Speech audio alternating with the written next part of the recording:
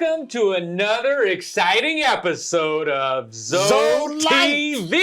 ZoeLife TV. ZoeLife TV. Maybe in 2023, it's ZoeTv. ZoeLife TV. I like it, man. All right, and we have the pleasure of being co-hosted, guested by none other than Stan Florez, our amazing campus chaplain, who you get a lot of airtime. You're out there in the community. Everybody loves you. You love on them. But it's always special when you and I can come together. And there it is. I'm like, what are you doing over there? Oh, there you go. I like that. There you go. But I do enjoy, especially to start the new year, it's good, being able to just sit down and talk about the possibilities and what could be coming down the pipe. Because you are wired like I am. We love to think outside the box. It's true. And we love to think outside the box for our residents. And what can we do to wow them in what can we do to wow them in 2020? COVID, but we still figured it out. 2021, how do we do it? 2022, how do we do it? And now we are on the 2023 mode. A lot of planning has already come in place, right? And we're ready to just hit. Well, you know, I would probably go back to say, in 2022, when you turned around and became my supervisor, if you will, you said, Stan, let's get this thing running. I said, let's do it. Let's do it. And we just said, how can we start? You know, COVID's still there, but we're opening up some. So we said, let's go full blast and see what happens. And so we started dreaming, brainstorming. Well, we want Bible studies. I was already nailing it down there in Providence Place. We were getting them all coming back. And Steve said, let's try to get something going on everywhere. I said, let's do it. Let's do it. And so we started getting people, organizing Bible studies, Towers, Friendship House, Friendship Villa, Sarah's Place, things where we haven't had that in a long time. That's right. And so we went running full steam ahead, and we got this thing rolling.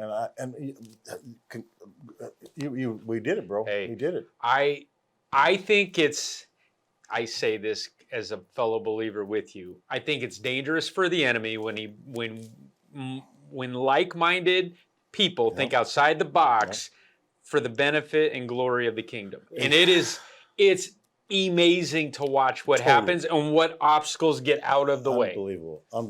I mean, like you said, the doors just started opening up. People wanted to teach. People wanted to come. It was so exciting, man. I mean, it was a run. It was like we were running full speed ahead, and we crossed that finish line. But I can't wait, like you said, to 2023. What's going to happen next? So let's not divulge everything quite yet. But what does 2023 mean to you outside of Glencroft, at Glencroft? What is having a new year, new perspective? What is your mind right now? Well, every year at the beginning of a new year, they say, do you have a New Year's resolution? Right. Okay. And you know how it is. People they join the gym, they get excited, you see them on the machines, it's full. Packed right now, yes. And then after a few weeks, it starts kind of going down, and before you know it, you get the regular crowd, right?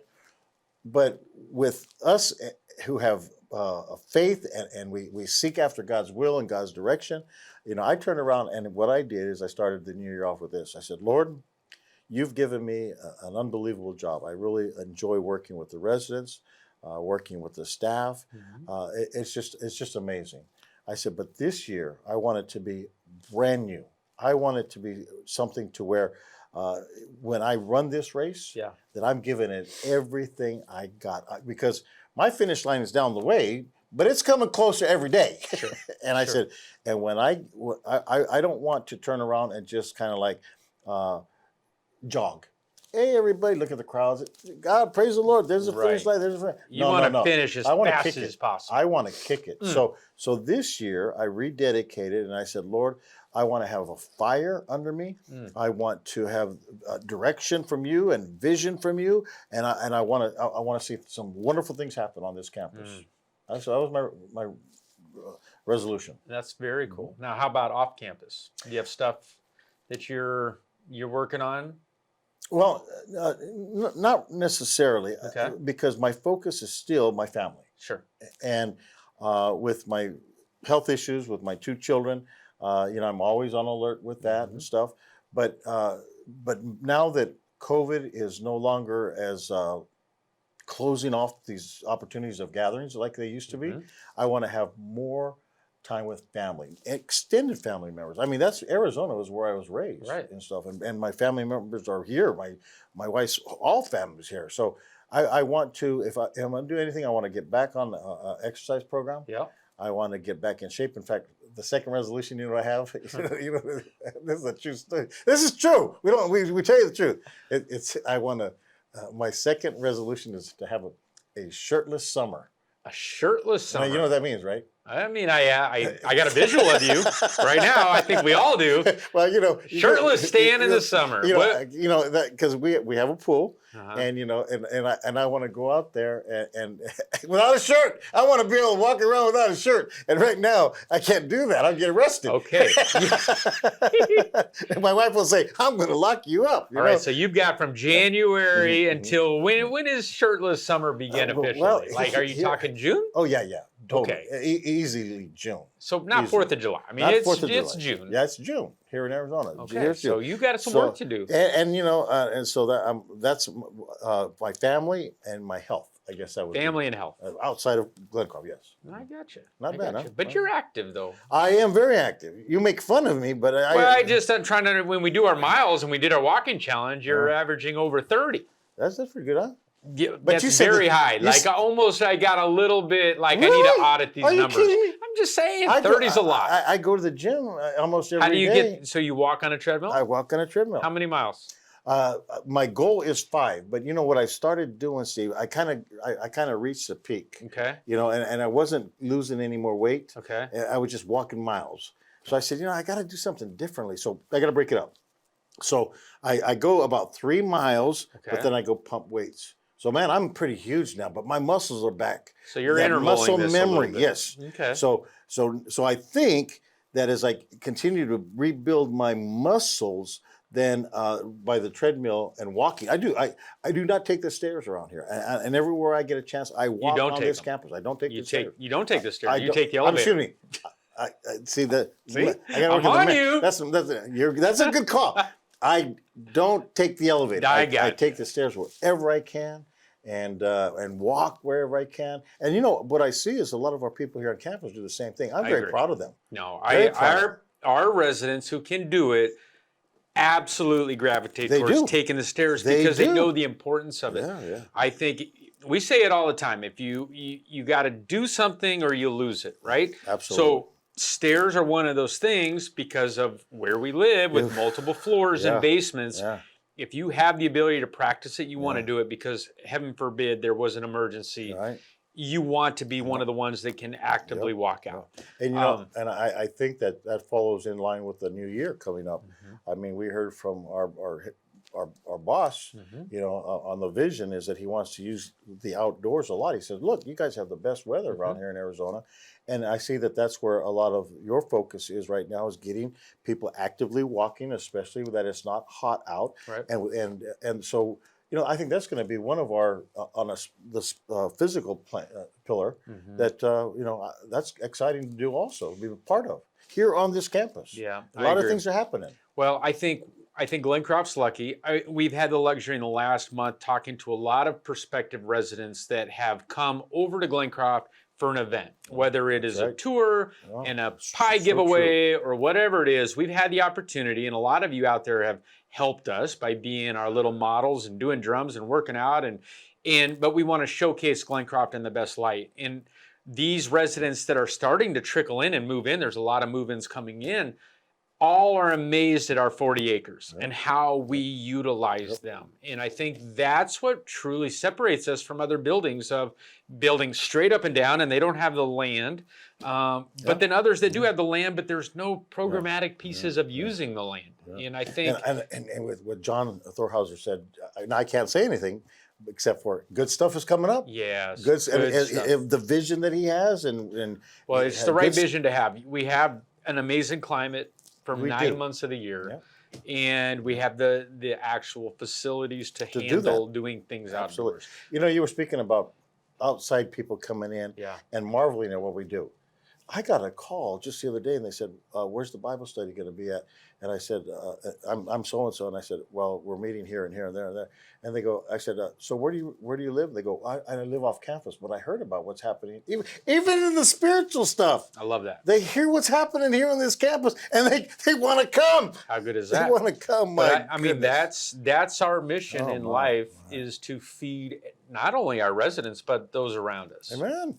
Right? So this community, I mean, we all know where we live. This community is in desperate need of getting the word. And Totally. so events that we can build the spiritual pillar into to showcase Glencroft Faith-Based Campus, Yeah. all the better, man. You know, Steve, we got the best. We really do.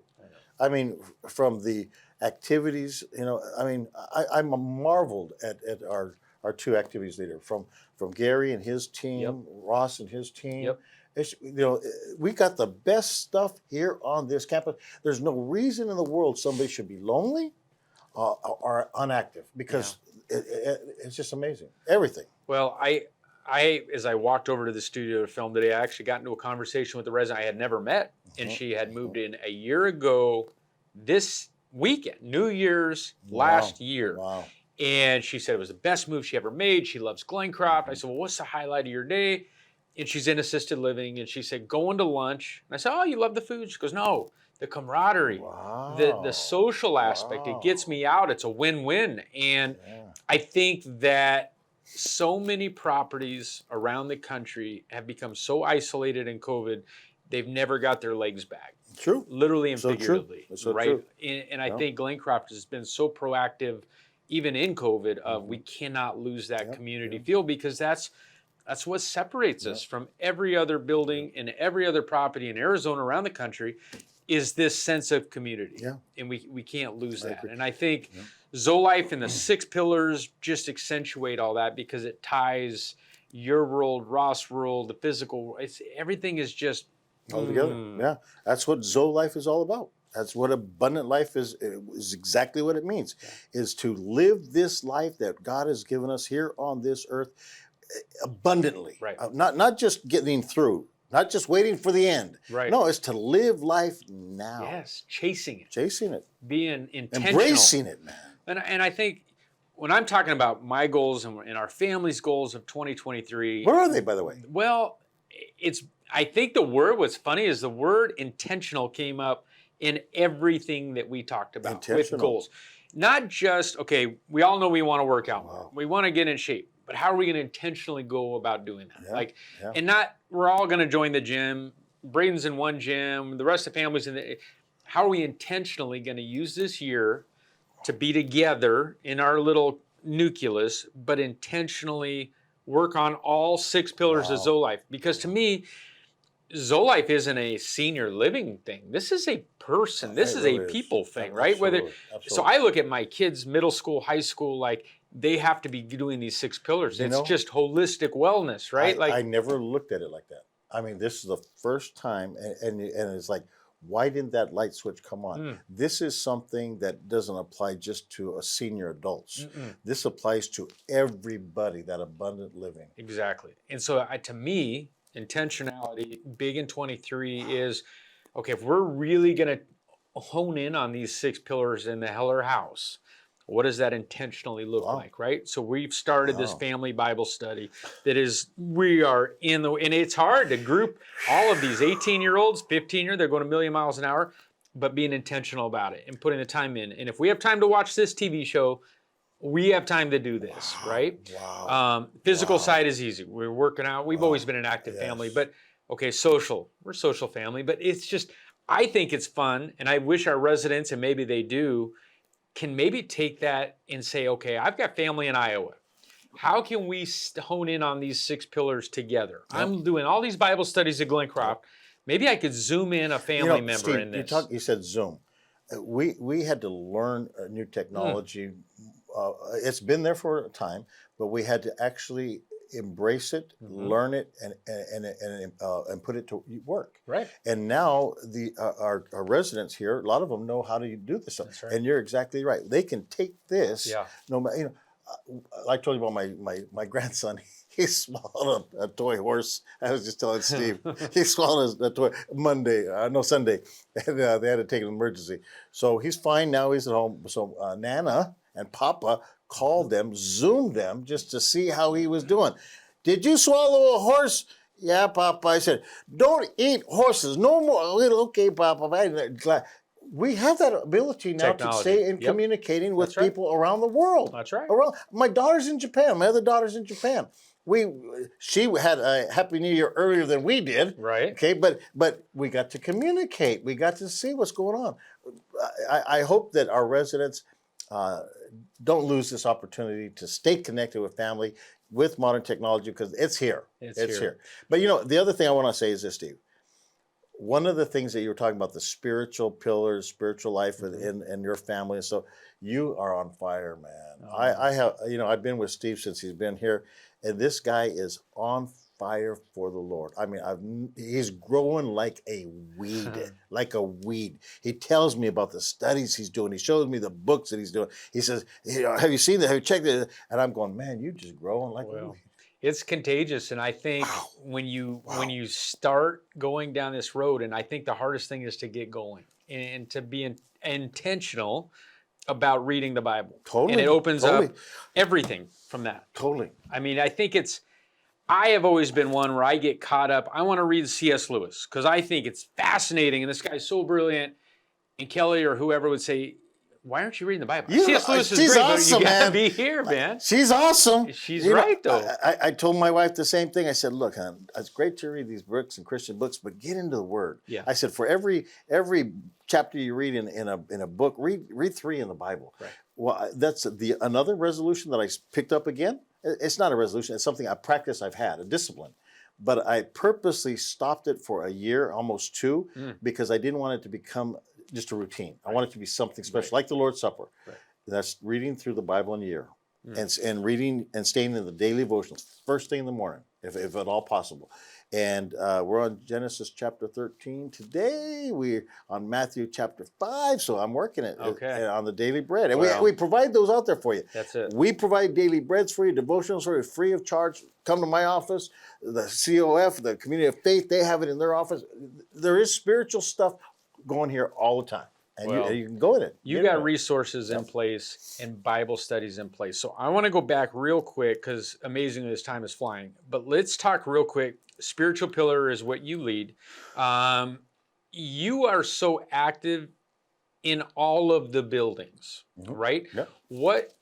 Talk about the perspective you've seen of our residents, especially in assisted living, memory care, over in Sarah's place. What kind of activities are you doing? What does that look like, and how has it impacted you? Being a part of the Bible studies, going to these homes, Sarah's place, Friendship House, and seeing these people gather together, singing songs and doing a study has blown me away. Because even if they have memory care and they have a loss of their memory a lot, when they're singing these hymns, they get into it. And you should see it. We have them singing there, and then all of a sudden, as we're having such a good time, more start coming. Yeah. More on their own. They start showing up. Well, they hear it. They feel it. Oh my. And I leave there blessed. Yes. Blessed because the reason is because I see he's happy. He says, you did that for my people. You did that he said, you did it for me. That was because those are my people. And when I leave there knowing that the Father's happy, knowing that even when I see the family members who are with their family visiting and they see that this is happening in their place, I go, wow, this is amazing. Absolutely. It's just amazing. It's that spiritual pillar they're getting.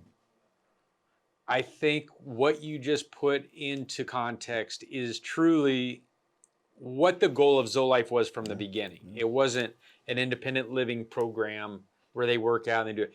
It is something that takes over the entire campus. And to me, Sarah's Place, assisted living, the foundation of ZoeLife is the spiritual pillar.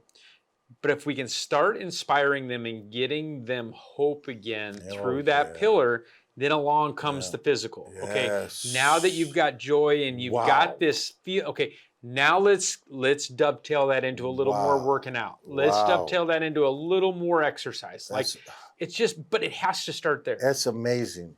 Look, he's the one who's changed our lives. Right. And he's the one who keeps us motivated. And even when we are down and out, he's the one who, he says he's the raiser of our head. He lifts up our head. So like that, the illustration is when you're depressed and you're down, God himself is the one who lifts up your head. It's like it says, look up, look up. He's the one.